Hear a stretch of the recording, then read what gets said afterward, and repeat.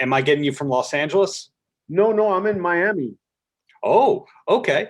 Let me turn the light on. Hold on. Sure. I could see you could see me a little clearer. Here we go. That's better. Gorgeous as always. That's Sammy Figueroa. How you doing, Darren? You're good? I'm doing as good as anybody can be, you know? Yeah, me too. Me too. I guess we're all doing the same way. But at least you and I are not sick, Darren, so we're good, right? Well said, Yeah. Sammy. And I am so glad to be speaking with you because I've been hearing your work for decades. You're one of those guys who's played with everybody from every genre, yet not everybody realizes that's the guy who's been behind the whole thing. When was exactly Well, you decided? I tell you, I'm very I was one of those fortunate guys, you know, that I was at the right place at the right time, you know. And I guess when I lived in New York, you know, I'm from New York City, Right. but you know, I was there when everybody and their mother lived there, from Herbie Hancock to Chaka Khan, Yeah. Diana Ross. I mean, it's amazing that everybody lived in Manhattan for a period of a time of 15, 20 years.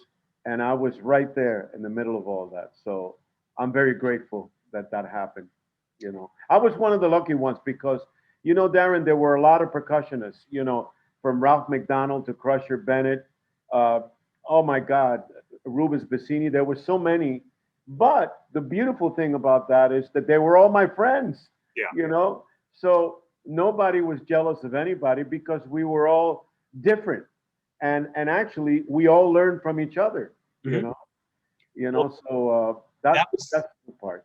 that was something that I was actually going to ask you about because in some professions, people hang out with the people who do a similar thing to them, and other ones, everyone's kind of in competition. So I didn't Yeah. know if you were like, well, oh no, me and Lenny Castro are tight, or you're like, oh no, no, no, me and Lenny, no, oil and water. Well, Lenny was different because Lenny was California. I was the East Coast, you know? So we were in different cities, Mhm. but Lenny and I were really close, man. Because if I went to L.A., I would hang out with Lenny. He would pick me up at the airport, and he was my brother, you know. So I loved him. I love Lenny, man.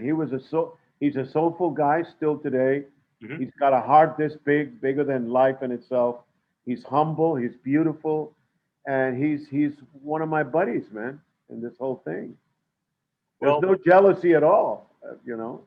I'm so glad to hear that because I don't know if two dentists could hang out uh, without going and trying to steal each other's patients. But it's Well, kind of like there was enough work to go around in the exactly. 70s, 80s, 90s. And even today, if you're willing to take on those vanity projects and home recording things remotely. Yeah, you know, look, percussion and drums is a very chauvinistic, macho kind of an instrument, you know.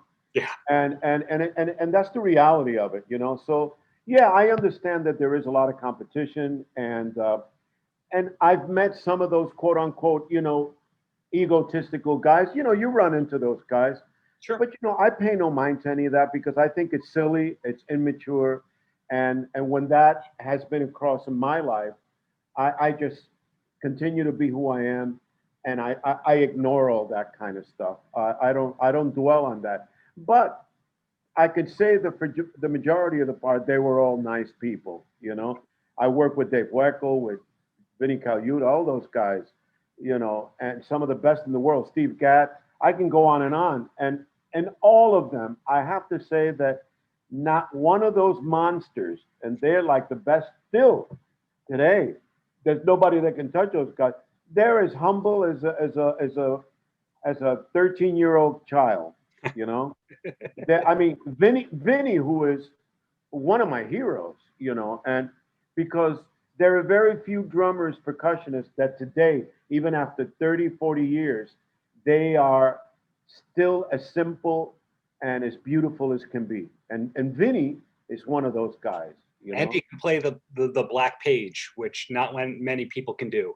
Exactly. You're absolutely right. You know, he is uh, what you call the complete artiste. You know, he's Yeah. not a musician, he's an artiste. Yeah. Because when you can play piano, bass, and he never talks about it, you know, Oh, but I'll say it. He plays great piano, great bass. He's an incredible composer, and he's dedicated his life to rhythm, and he is the true artist of rhythm. You get people like Gad and those guys. Those guys are really artists. They're mhm. artists. They're not musicians. There's a lot of musicians, but very few artists. You have driven that point home, and I totally agree. And speaking of artists, I was thinking about this when I was looking at the liner notes of the first three David Lee Roth albums. Oh And yeah. I think you're the only person who played on both Crazy from the Heat and Eat 'em and Smile, the first full-length studio album. There's no other names that I recall as playing on both of those albums. Is that your understanding too? Yeah, yeah. Well, we Billy Sheehan, he's a famous bass player, Sure. and Greg Bissonette and all those guys, and Steve Vai. I mean, all three of them are monsters. But I tell you, honestly, Darren, I don't even remember how the hell I got in that gig. Honestly, I was trying to remember how I got it, and I can't remember. I think I have an idea. There's Yeah. two possibilities. Either you were tight with Ted Templeman, or because you did so much work with Chic that Nile Rodgers brought you in. Any recollection? Well, the only thing I remember vaguely, yes, I remember working with Nile. That's unforgettable. I worked with him for over 15 years. I did so many records with him. Yeah. Actually, I was the only percussion that was doing all his work. I think that what happened, I think you're right. It was Ted Templeman because I was very close to Ted, and Ted loved me so much. And he had a thing, he would call me for everything. And I go, Ted, are you sure? Yeah, man, I want you on this gig. But he said something to me very interesting, because I didn't know.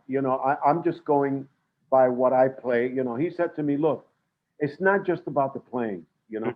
The playing is great, but it's your vibe and the character that you bring into the studio, Mhm. and your jokes and your personality. Because we can get anybody we want, that can play technically amazing, but to get somebody that has character and who's funny and it has a sense of humor and that's on time all the time and that can cover this kind of rock and roll shit. He said very few people can do that, and this is your thing. So we wanted you. We didn't want so and so. We wanted you. Yeah. We wanted the whole package. And it was when he told me that I said, "Oh wow, Darren, I didn't even think of none of that. I only thought about going into the studio, doing a professional job, and going home. But it never really was like that. When I went in the studio, I became those guys' friends. Yeah. And when I did the first session with David, David and I hit it off immediately. We were pals, and I was talking to David Lee Roth like almost every day on the phone. Hey man, what are you doing, bro? And I would go, what do you mean? He'd go, come on to my house, man. Let's go hang out. And then he lived in Central Park at that time. His father was a dentist. So he was one of those young rock and rollers, that was living with his father. And then finally he got his place. And we were hanging out deep, man, over there in his brownstone, talking about music, playing, jamming. He even bought a set of percussion so I can come and play. Really? And it was I got to tell you, man, rock and roll is so much fun. I'm a rock freak. I love rock and roll. That's how I started, basically, even before the Latin music. I Right. started playing rock and roll and jazz. Don't let the Miles Davis credits fool you. You played everything: rock, jazz, Latin, everything. It sounded like you always knew how to fit into the picture. But the era that you were playing with David Lee Roth, the first EP was kind of all over the place stylistically because it had the Louis Prima cover, it had the Beach Boys cover, so it's kind of like the show tunes showman kind of Dave. So do you remember about those sessions? Was it you just showed up and you got the charts, or were there rehearsals? You mean for the David Lee Roth? Yeah, first for the Crazy from the Heat EP. No, you know something? I went into the studio. We were at Power Station. It's one of the most famous studios in the world. As a Yeah. matter of fact, Power Station just reopened. That's crazy. Yeah. And it went to two different changes, Avatar or something else. And now somebody bought it and said, no, man, we're going to go back Power Station, Mhm. and it used to be owned by Tony Van Jovi, Yeah. Van Jovi's brother. But no, they called me and I went in the studio. There were no charts. There was nothing. It was they had a lead a lead sheet and then the ending, and we sort of went in there and we rehearsed. We were jamming, really. That's what we were doing. Like if it was a concert, we started jamming for about 3 hours, and then by the third hour, we said, "Hey, man, that's it. We don't have to do shit. Let's just record now." And the engineer, was Bob Clearmountain, who Yeah. The mixing king. the mixing king, man, and Yeah. and he became what do you say? He became one of the top engineers in the world. Mhm. Instead of mixing, he went to king engineer. So he just said, "Man, just play and I'll record. Let's record these two cuts and see what happens." And man, we did that tune "Crazy from the Heat" in one take. And David said, "Oh, I'm not touching that anymore. That's it. I love it. Because if we do it again, we're gonna mess it up, and it's not gonna be the same." I said, "No, no, let's do another one for safety." And he said, "Okay." Take was it. And because we were having so much fun in those days, I mean, we loved what we did, that it was very easy to do one take on a lot of tunes. We weren't there for technical report. We weren't there for, hey, we're going to do a hit. Uh, we're here to have fun, and that's it. And whatever happens, even if we take 5 days to do this one tune, we'll do it. But fortunately, we did that record pretty fast. And then after that, we waited about a month, and then we went on tour. And the tour was just crazy, man. There were thousands and thousands of people that came for that first concert. And when we went on stage, I never forget that first feeling of like 20,000 people going absolutely apeshit, you know?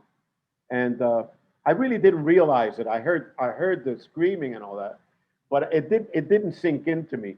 I was on stage already playing, and the people were going mad and pounding, and then it was like that for the following 2 hours of our show. When we went backstage, man, there were so many people that they had to escort us into one of these these trucks, man, so nobody could hurt us.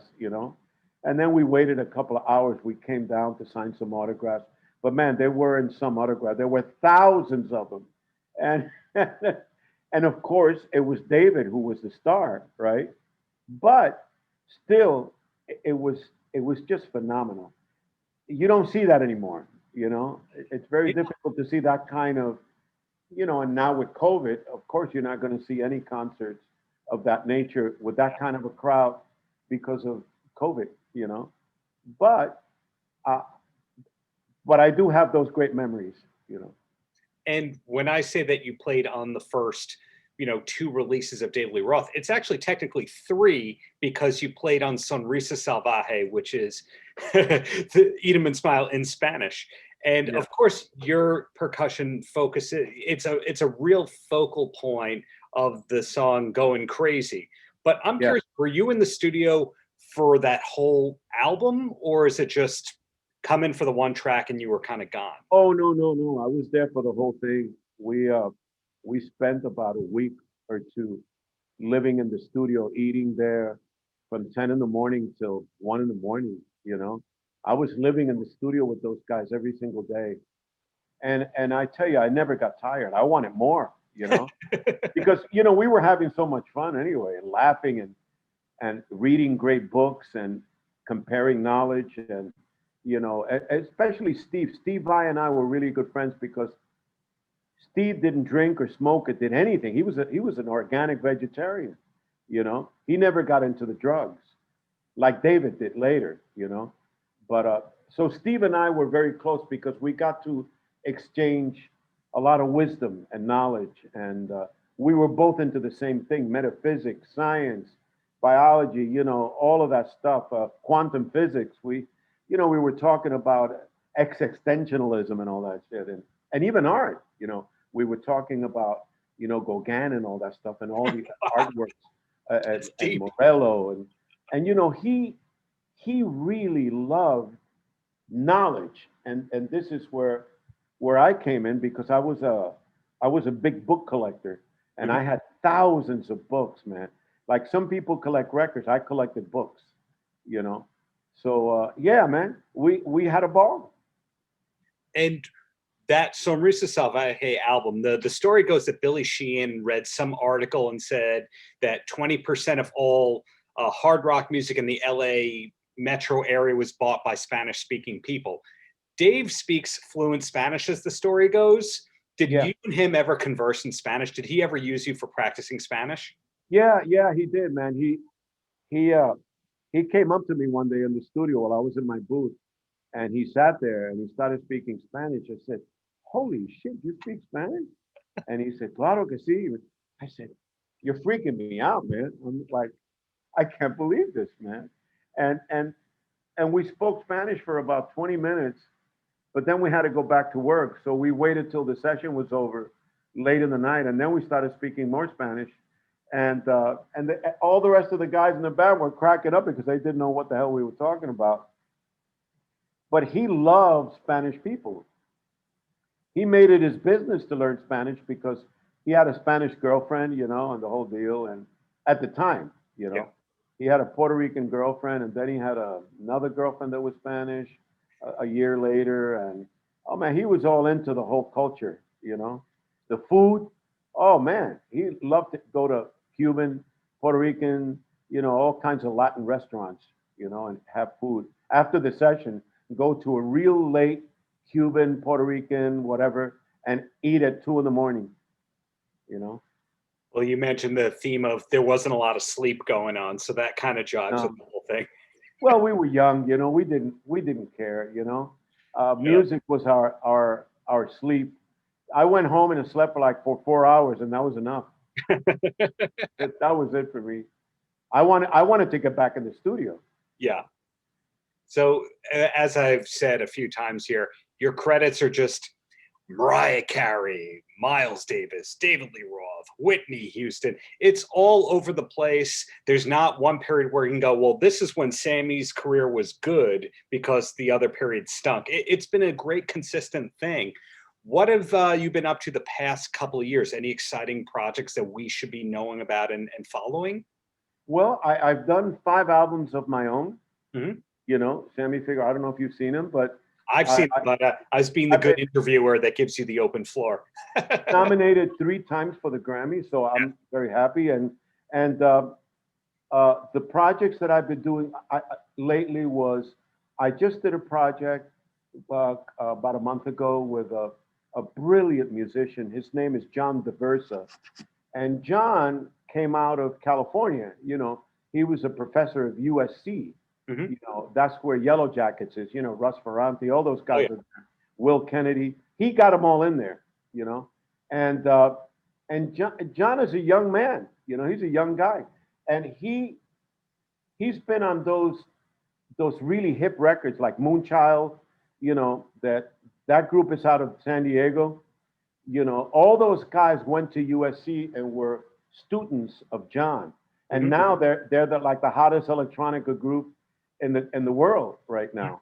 And so John got an offer he couldn't refuse from University of Miami, Mhm. and he moved here, and he's been living here for about a year with his wife and kid, and he loves it here. So we did an album. He called me to do an album with uh, with 3 master musicians that I admire. One of them is a pianist called Gonzalo Rubalcaba.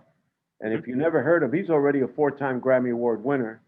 He's like one of those guys that came out of Cuba 15 years ago. And when he moved to the United States, he just was like the most impressive pianist on the planet, you know?